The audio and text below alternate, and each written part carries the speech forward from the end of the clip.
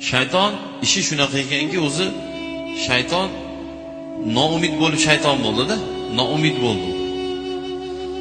Hatto aytishki, bor odamni qabriga borib bo'lsa ham bitta sajda qilib Allohdan kechirim so'radi dedi farishtalar. Kechiradi dedi, yo noumid bo'ldi, yo bo'ldi, meni kechirmaydi dedi.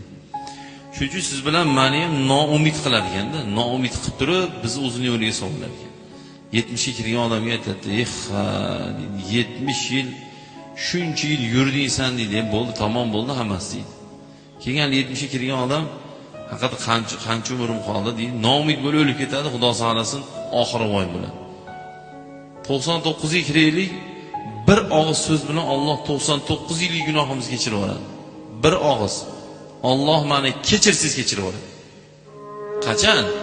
Haqiqiy mo'mincha, haqiqiy erkakcha aytsizlar, lekin shu ham bor.